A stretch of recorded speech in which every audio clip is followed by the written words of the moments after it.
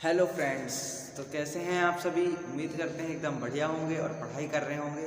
तो आज हम करने वाले हैं क्लास 12th का बायोलॉजी का पार्ट नंबर 2 है, organism in reproduction in organisms. Okay, part 1 में हमने आपको बताया था लाइफ स्पैन के बारे में पढ़ा था, हमने रिप्रोडक्शन के बारे में पढ़ा था, लाइफ स्पैन किस में कितना होता है और ढेर सारी चीज़ें की बात करी थी। और पार्ट 2 में आज हम करने वाले हैं difference between asexual and sexual reproduction. इसके बाद असेक्सुअल रिप्रोडक्शन के बारे में कुछ पढ़ेंगे और देखते हैं कहाँ तक चल पाएगा आज। तो चलो स्टार्ट करते हैं। तो my name is Himanshu Gupta and आप देख रहे हैं आपका प्यारा सा चैनल HL क्लासेस। तो चलो स्टार्ट करते हैं। और सुबह के बज रहे हैं हमारे 5 और आपके लिए वीडियो शूट हो रही है। चलो भाई साहब स्टार्ट हो जाते हैं। क्या है पहला,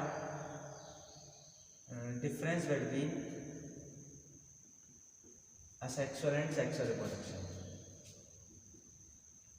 ओके, सेक्सुअल रिप्रोडक्शन ये इंपॉर्टेंट चीज़ें हैं। ठीक, चलो तो पहले फीचर पहले पढ़ेंगे। इधर देते हैं फीचर्स, इधर असेक्सुअल इधर सेक्सुअल। ओके, मतलब किसमें कौन सा फीचर होता है, किसमें कौन सा फीचर एब्सेंट होता है ना। तो ये हो गया, इधर फीचर लिख दिया हमने, इधर लिख देंगे असेक्सुअल, इधर लिख देंगे सेक्सुअल। ओके, ठीक, पार्टीशन बना लेते हैं। स्टार्ट करें। तो देखो, नंबर ऑफ पेरेंट्स, सबसे पहली बात तो यही होती है हमारे पास, नंबर ऑफ पेरेंट। तो जिनमें वन पेरेंट होता है उन्हें यूनिसेक्सुअल कहते हैं, जिनमें दोनों पेरेंट होते हैं उन्हें क्या बोलते हैं, हम बाइसेक्सुअल बोलते हैं। तो इनको क्या बोलेंगे, यहाँ वन लिख देते हैं, इसे बोल देते हैं यूनिसेक्सुअल, क्योंकि इसमें कितने पेरेंट प्रेजेंट है, केवल एक पेरेंट की आवश्यकता होती है। इसमें बोलते हैं, इसमें यूनी पेरेंट भी हो सकता है और बाई पेरेंट भी हो सकता है, यूनी पेरेंट और बाई पेरेंट। अब देखो सेक्सुअल में यूनी पेरेंट कैसे, आप ये भी सोच रहे होंगे। तो देखो, एक फ्लावर है, ठीक है, तो उसमें आपका क्या क्या होते हैं, एक फ्लावर है उसमें दोनों हो सकते हैं, है ना, तो वो बाइसेक्सुअल हो गया। और भी बहुत सारे, एक हैन का एग्जांपल होता है जिसमें बिना मेल गैमेट के आपका हैन के जो अंडे हो जाते हैं, तो कैसे हो रहे हैं, वो सिंगल से भी हो सकते हैं। ठीक है, कुछ बर्ड में और हैन में ऐसा हो सकता है। ओके, आगे गैमेट फॉर्मेशन, दूसरा क्या है, गैमेट फॉर्मेशन। किसमें गैमेट फॉर्मेशन होता है, किसमें नहीं होता है। तो देखो, इसमें हो भी सकता है और नहीं भी हो सकता है, जिसमें यस और नो, इसमें हो भी सकता है और नहीं भी हो सकता है। बट सेक्सुअल रिप्रोडक्शन में बिना गैमेट के आपका हो ही नहीं सकता, इसमें गैमेट की आवश्यकता होती ही है और बनता ही है गैमेट, बिना गैमेट के हो नहीं सकता। आगे फर्टिलाइजेशन, फर्टिलाइजेशन में क्या होगा, इसमें क्या होता है, इसमें फ्यूजन नहीं होता है, क्योंकि देखो ना, मेल और फीमेल मिलते नहीं है तो कोई भी फ्यूजन नहीं हुआ, तो कोई भी फर्टिलाइजेशन नहीं हो रहा है। बट सेक्सुअल में क्या होगा, बिना फ्यूजन के होएगा ही नहीं, क्योंकि जब तक दो मिलेंगे नहीं तब तक वो बनेगा ही नहीं। इसमें क्या होगा, यस। ठीक है, आगे सेल डिवीजन, ये भी इंपॉर्टेंट चीज है। असेक्सुअल रिप्रोडक्शन में कैसे कैसे सेल डिवीजन होते हैं, माइटोसिस और मियोसिस दोनों हो सकते हैं, माइटोसिस एंड मियोसिस। ठीक है, अब देखो माइटोसिस कहाँ होगा आपका, माइटोसिस होगा प्रोकार्योटिक में और माइटोसिस होगा प्रोकार्योटिक में, मियोसिस होगा आपका किसमें, यूकार्योटिक में। ये याद रखना, ये किसमें होगा, प्रोकार्योटिक में, मियोसिस होगा आपका यूकार्योटिक में। पढ़ा होगा ना आपने नाइन्थ में 11th में। ठीक, अब आगे देखते हैं, इसमें कौन सा होता है, इसमें होता है आपका मियोसिस। ठीक है, आगे वेरिएशन, इसमें कोई वेरिएशन नहीं होती, जाती है आइडेंटिकली बनते हैं। वेरिएशन, इसमें कोई वेरिएशन नहीं होती, आइडेंटिकली होते हैं, पढ़ा होगा सभी ने। इसमें वेरिएशन तो ढेर सारी ही होती है, हमें ह्यूमंस को ही देख लो, कोई भी एक ही चेहरे का नहीं होता है, हर के सब लोग सिमिलर होते हैं बट आइडेंटिकल कोई नहीं होता है ना। आगे 6 है हमारा कंप्लेक्सिटी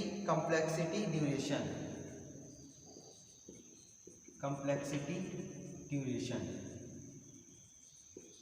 अब देखो इसमें क्या होगा, फास्ट होगा और उसमें स्लो होगा। इसमें बहुत तेजी से ग्रो करता है और इसमें क्या होता है, सिंपल भी होता है। बट इसमें क्या होगा, स्लो होगा, क्योंकि ये बहुत ज़्यादा कॉम्प्लेक्स प्रोसेस होती है ना। इसमें क्या है, यूनिसेक्सुअल है, एक ही पेरेंट इन्वॉल्व है, कुछ नहीं, इन्होंने अपने आप को डिवाइड कर लिया। अमीबा देख लो, पैरामीशियम देख लो, प्लाज्मोडियम देख लो, अभी आगे में एग्जाम्पल पढ़ेंगे। तो किसी में मल्टीपल फिजन, किसी में फिजन, एक होता है, वो ऐसे डिवाइड करके सीधा 2 बन जाते हैं। बट हमारे केस में क्या होता है, कितना टाइम लगता है और कितना स्लो होता है प्रोसेस, है ना। तो वही बात है। अब देखो ये इतने हो गए, 2 और रह गए हैं, तो आप स्क्रीनशॉट ले सकते हैं आपको लेना है तो। ओके, तो ये इतना समझ में आ गया हो गया ना। इसमें नंबर ऑफ पेरेंट कितना होता है, 1 होता है। इसमें यूनी पेरेंट और बाई पेरेंट दोनों हो सकते हैं। गैमेट फॉर्मेशन इसमें होगा, इसमें भी होगा, इसमें हो सकता है, नहीं भी हो सकता। फर्टिलाइजेशन इसमें नहीं होता है, इसमें होता है। सेल डिवीजन इसमें माइटोसिस, मियोसिस में मियोसिस होगा। वेरिएशन इसमें नहीं होती, क्योंकि आइडेंटिकल, ज़्यादातर आइडेंटिकल ही बनते हैं। और इसमें क्या होता है, वेरिएशन जरूर होती है। इसकी क्या होती है, फास्ट होती है और सिंपल होती है। वो कैसी होती है, स्लो और कॉम्प्लेक्स। ओके, अब आगे 2 चीज़ और रह गई हैं, वो भी बता देंगे हम आपको। यहाँ से 2 हटा देते हैं ताकि 2 और बता दें आपको, है ना। तो ये आपका सेक्सुअल का डिफरेंस आ सकता है, इसलिए मैं आपको ये बता रहा हूँ, क्योंकि ये इम्पोर्टेंट चीज़ भी है ना। अब 2 चीज़ क्या रह गई है, क्लोन फॉर्मेशन। क्लोन फॉर्मेशन किस में होता है, इसमें जरूर होता है, असेक्सुअल में, है ना, क्योंकि एक ही जैसे दिखते हैं। इसमें यस होगा, इसमें नो होगा, इसमें सिमिलर होते हैं, कभी भी क्लोन नहीं बनते हैं। अकरेंस कहाँ पर होगा, ये भी इम्पोर्टेंट चीज़ है। 7 पॉइंट और ये 8 पॉइंट, है ना। तो देखो ये कहाँ पर होगा आपका, जो है common in lower organism like bacteria, fungi. लिख देते हैं common in lower organism like fungi, bacteria, fungi और बैक्टीरिया। ओके, आगे ये कॉमन इन किसमें होगा, कॉमन इन हायर ऑर्गेनिज्म, जैसे कि ह्यूमंस हो गए, काव, गोट, कुछ भी लिख सकते हैं आप लोग। इतना तो आपको इतना पता होगा, तो मैं अभी 2 लिख देता हूँ एग्जाम्पल, ह्यूमंस, काव। ओके, एक अभी आगे पढ़ेंगे सीजनल ब्रीडिंग और हर टाइम वाली, मतलब अभी आगे धीरे धीरे सब चीज़ पढ़ने वाले हैं अभी हम। अब आते हैं मेन बात असेक्सुअल रिप्रोडक्शन के टॉपिक पर, है ना। तो ये आपको इतना तो समझ में आ गया होगा ना, ठीक। चलो तो आगे बढ़ते हैं। तो अभी हम देखेंगे असेक्सुअल रिप्रोडक्शन के बारे में। तो पहले इसके बारे में थोड़ी सी पढ़ लेते हैं, इसके बाद आगे इसके मोड ऑफ रिप्रोडक्शन पढ़ेंगे, कितने टाइप के होते हैं। Cell division itself is a mode of reproduction in unicellular organism. ये किस में होता है, ये यूनिसेलुलर ऑर्गेनिज्म में ये होता है। ओके, लिखने की जरूरत नहीं है इसको। अब देखो इसमें क्या होगा, एक सेल होगा, वो 2 सेल में डिवाइड हो जाएगा।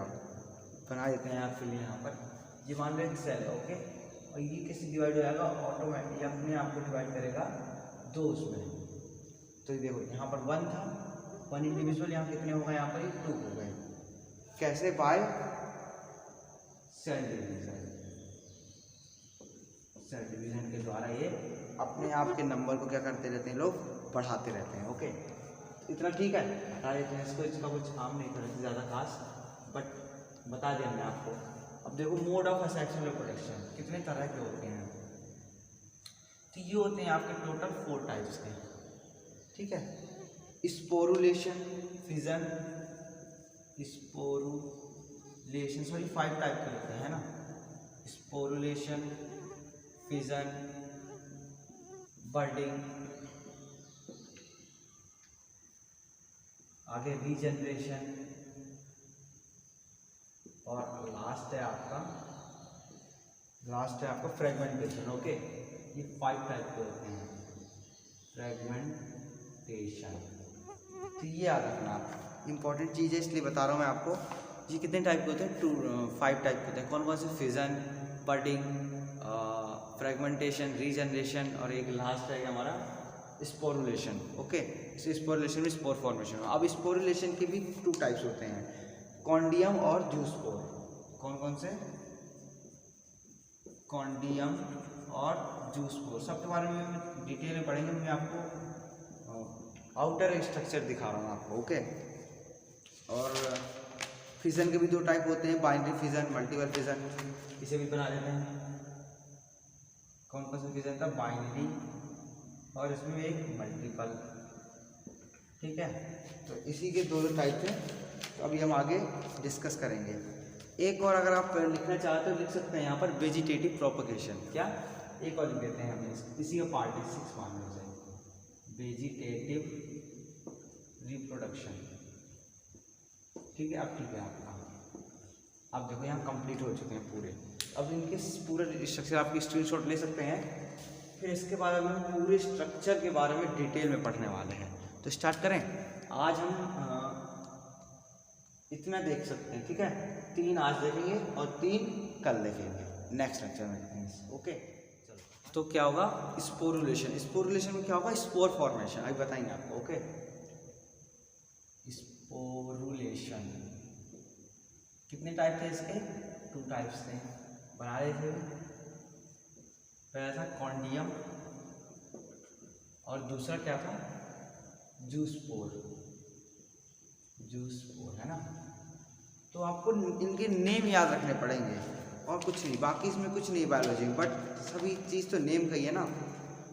फॉर्मेशन ऑफ स्पोर, मैंने आपको पहले बता दिया क्या होता है। फॉर्मेशन ऑफ स्पोर लिख देते हैं यहाँ पर हम, formation of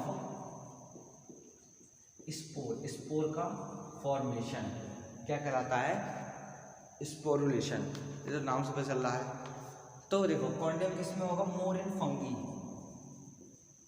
more in fungi सबसे ज़्यादा किसमें होता है आपका?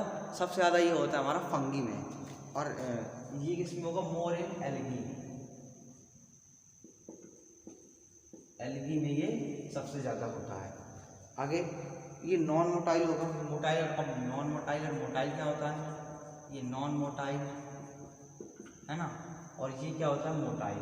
अब आप पूछ रहे होगे कि नॉन मोटाइल मोटाइल का मतलब क्या होता है? देखो, जो चीज़ मूव कर सके, अब मूव कैसे करेगी? सिली और फ्लैगेला। मैंने इसमें ऊपर एक वीडियो बना रखी है, तो अगर आपने नहीं देखी तो आई बटन पर लिंक मिल जाएगा, उसमें देख लीजिएगा आप लोग। तो जिसमें सिली और फ्लैगेला प्रेजेंट होते हैं, तो वो उस यूनिसेलुलर ऑर्गेनिज्म को मूव करवाने में मदद कर सकते हैं, तो वो क्या हो जाएंगे? मोटाइल। और जो जिसमें सिली और फ्लैगेला मूव नहीं होते हैं प्रेजेंट, और वो फिर नहीं प्रेजेंट होंगे तो मूव नहीं करवाएंगे, तो क्या हो जाएंगे? नॉन मोटाइल हो जाएंगे, ठीक है। तो ये याद रखना, नहीं देखा तो देख लीजिएगा आप लोग वीडियो, ठीक। आगे ये नॉन फ्लैगेलेटेड होते हैं, इसमें कोई फ्लैगेलेटेड नहीं होगा, और ये फ्लैगेलेटेड होते हैं। ये कैसे होते हैं? Non flagellated. और इसमें ये कैसे होते हैं? फ्लैगेलेटेड, ठीक है। ये मेन चीज हो गई यहाँ पर। अब देखो, अब आता है ये किधर बनता है? ये वाला कॉन्डियम, ये बनता है आपका एक्सोजीनियस कहलाता है। क्या कहलाता है ये? एक्सोजीनियस, मतलब एक्सोजीनियस। और ये क्या होता है? एंडोजीनियस। अब आपको यहीं से मतलब समझ में आ रहा होगा एंडो और एक्सो का मतलब, है ना। तो देखो, जो चीज़ बाहर बने वो एक्सो, और जो अंदर बने वो एंडो। तो ठीक है। अब एक एग्जांपल देख लेते हैं, पेनिसिलिया। ये एग्जांपल है किसका? फंगी का। क्या नाम है इसका?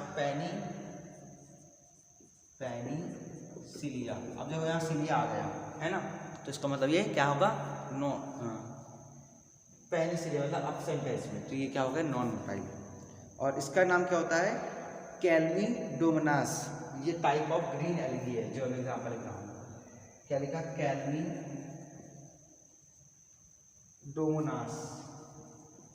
ओके। ये टाइप ऑफ किसका है? ब्लू ग्रीन एल्गी का, टाइप ऑफ वो फंगी का है। इतना समझ में आ गया, ठीक है। एक बार मैं आपको और दोबारा बता देता हूँ, इसे स्क्रीनशॉट ले सकते हैं आप लोग। तो देखो, स्पोरेशन conidium zoospore, more in fungi, more in algae, non motile motile, flagellated non flagellated और फ्लैगेलेटेड, एक्सोजीनियस एंडोजीनियस, मतलब वो बाहर उसमें बनेगा, इसमें अंदर स्पोर बनेंगे। स्पोर का बताया जा रहा है इसमें कि कोई स्पोर बाहर बन रहे हैं, उसे बोलते हैं क्या? एक्सोजीनियस। जो स्पोर्स अंदर बनेंगे इसके बाद फटेंगे, उसे एंडोजीनस। ओके, और इसका एग्जांपल क्या है, पेनिसिलिया, इसका कैल्मीडोमोनास। ठीक, नेक्स्ट हमारा दूसरा है जिसका नाम है फिजन। फिजन कितने टाइप के होते हैं हमारे, 2 टाइप के हो सकते हैं। तो फिजन होता है किसमें, यूनिसेलुलर में होता है, ये भी सब यूनिसेलुलर के ही होते हैं। जो होता है आपका अमीबा में फिजन,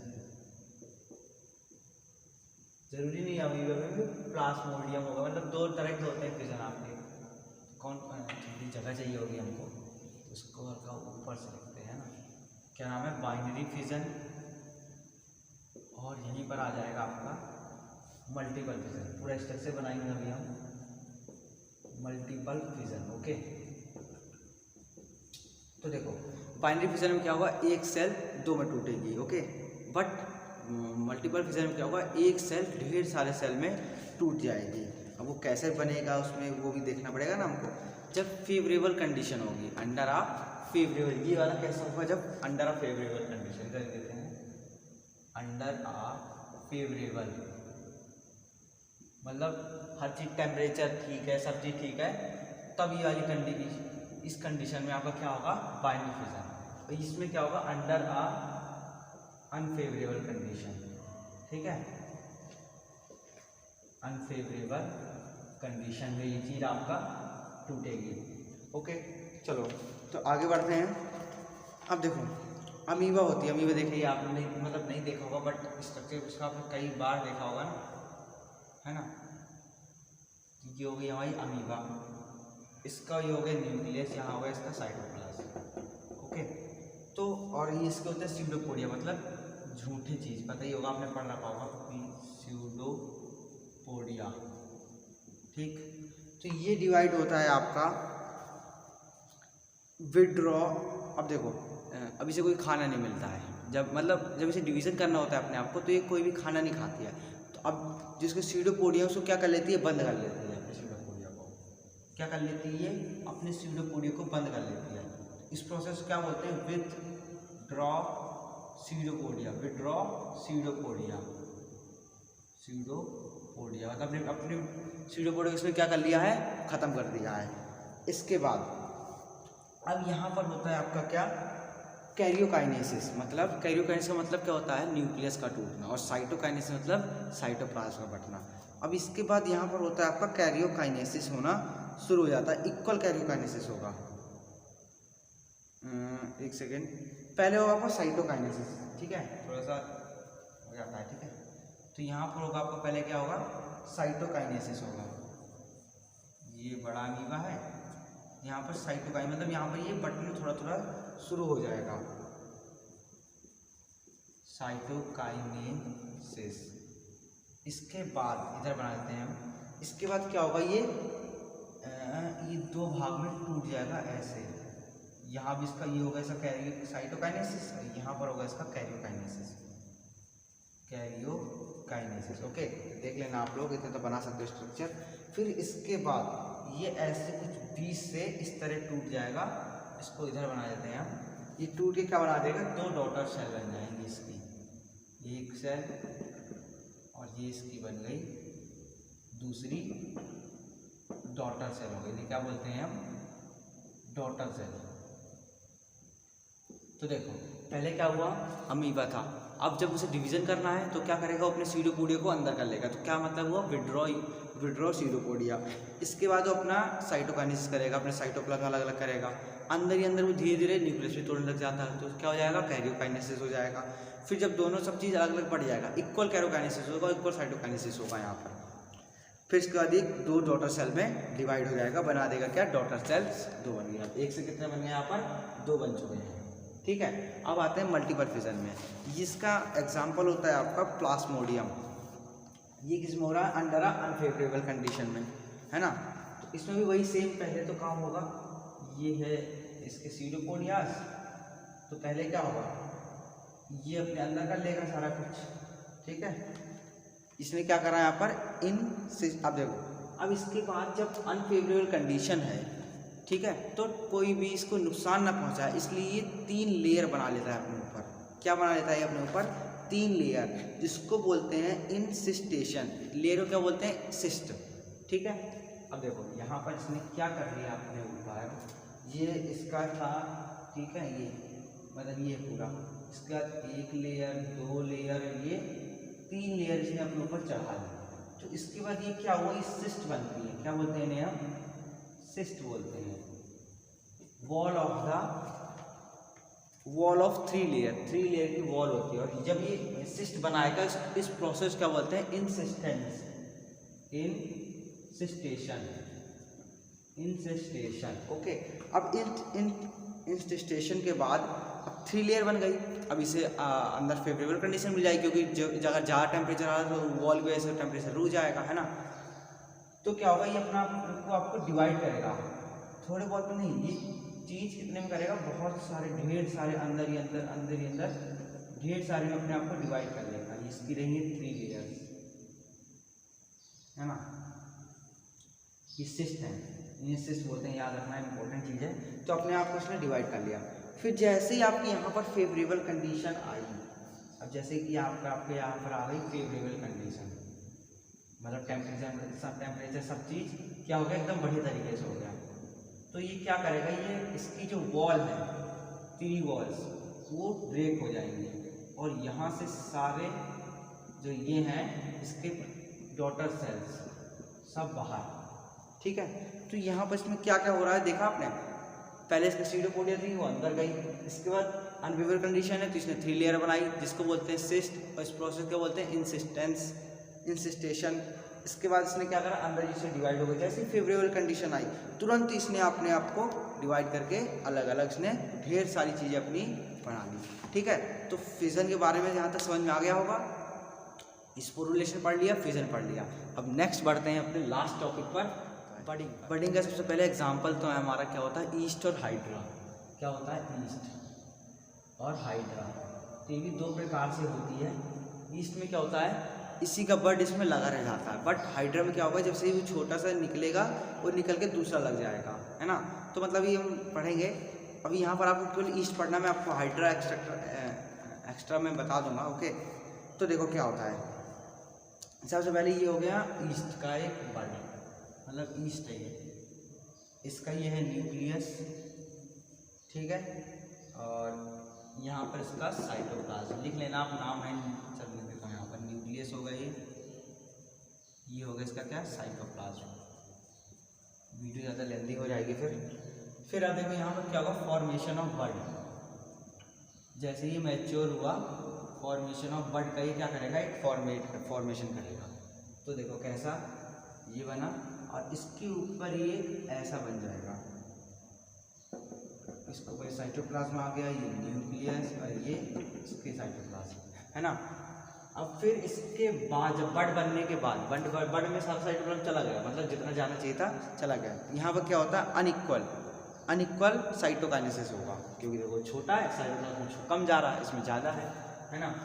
फिर इसके बाद ये बड है हमारा, और ये इसका ये हो गया। फिर यहाँ पर क्या होता है, यहाँ पर कैरियोकाइनेसिस होगा, मतलब न्यूक्लियस क्या हो जाएगा, कई भागों में टूट जाएगा। क्या हो जाएगा यहाँ पर, कैरियोकाइनेसिस। न्यूक्लियस क्या हो गया आपका, कई भागों में टूट गया। अब इसके बाद इस प्रोसेस में क्या होगा, ट्रांसफर ऑफ न्यूक्लियस इनटू बड। क्या, ट्रांसफर ऑफ न्यूक्लियस इनटू बड। तो इधर बना देते हैं अपना, ये हो गया इसका ये बड, ये हो गया, ये न्यूक्लियस का इधर पहुंच गया इसका अपने पास, ठीक है। तो ये न्यूक्लियस क्या हुआ है, इक्वल हुआ है, न्यूक्लियस बराबर टूटा है, न्यूक्लियस में कोई कमी नहीं होनी चाहिए, न्यूक्लियस क्या टूटा है, बराबर टूटा है। अब इसके बाद आगे क्या होगा, ये हो गया। अब इसके बाद ये ऐसे करके यहाँ इस तरीके से ट्रांसफर से टूट जाएगा, ठीक है। इसके बाद यहाँ पर साइटोकाइनेसिस हो जाएगा। क्या हो जाएगा, साइटोकाइनेसिस, और मतलब जो भी साइटोप्लाज्म और रह गया और सामान वो भी चला जाएगा। यहाँ पर क्या होता है, अनइक्वल, इसमें अनइक्वल, और कैरियोकाइनेसिस क्या होता है, इक्वल। न्यूक्लियस बराबर टूटता है, पर साइटोकाइनेसिस क्या होता है, अनइक्वल तरीके से टूटता है, ओके। तो क्या होगा यहाँ पर, अब ये हो गया अलग और ये हो गया अलग, इसका अलग साइटोप्लाज्म, इसका अलग न्यूक्लियस साइटोप्लाज्म। ये क्या था, पेरेंट सेल, इसमें पेरेंट सेल हमारा क्या दिख रहा है, इसमें क्या है, डॉटर सेल, अब देखो, अब जैसे कि हमने अमीबा केस में करा था, क्या करा था अमीबा केस में, एक था उसमें 2 टूट गए। अब हमें कैसे पता चलेगा कौन सा पेरेंट सेल है, नहीं पता चलता ना। बट जो इसमें है, इसमें पेरेंट सेल का हमें साफ साफ पता होता है कि कौन सा पेरेंट सेल है और कौन सा डॉटर सेल है। उसमें बराबर होते थे इसलिए हमें कुछ भी पता नहीं चलता था। इसमें क्या है, ये बड़ा है और वो छोटा है, तो उसमें पता चल जाता है हमें कौन सा पेरेंट सेल है और कौन सा डॉटर सेल है। ठीक, तो इतना आपको समझ में आ गया। अब हाइड्रा में देखो क्या होता है। हाइड्रा में ये इतना समझ में आ गया ना। ठीक है, मैं एक्स्ट्रा चीज़ बता रहा हूँ आपको, आपकी बुक में ऐसे है बट बताया नहीं गया है। ये मान लो हाइड्रा का पौधा है, तो ये इसमें क्या होगा, इसमें से एक बड निकलेगा, छोटा सा क्या होगा, बड निकलेगा। और बड इसके बाद टूट जाएगा और बड नीचे लग जाएगा और इसका ये अलग रह जाएगा। ऐसा होता है हाइड्रा में। ठीक है, बिना मार्कर गिरे तो काम नहीं बनता ना। ठीक है, चलो यहाँ तक समझ में आ गया सभी को अच्छी तरीके से। चलो तो मिलते हैं अपने नेक्स्ट वीडियो में, और नेक्स्ट में पढ़ेंगे अपने 3 जो बचे हुए हमारे वेजिटेटिव प्रोपगेशन और फ्रेगमेंटेशन और रीजनरेशन। ठीक, ये 3 बचे हुए हैं सेक्सुअल रिप्रोडक्शन, उसमें ख़त्म करेंगे। और कुछ आई थिंक उसमें नहीं हो पाएगा क्योंकि वेजिटेटिव प्रोपगेशन में ढेर सारी चीज़ें हैं, तो उसे हम ख़त्म करेंगे। ठीक, चलो तो मिलते हैं अपने नेक्स्ट वीडियो में नेक्स्ट धमाकेदार टॉपिक के साथ। तो इसी बात पर अपनी वाणी को विराम देता हूँ। Thank you. जय हिंद, जय भारत।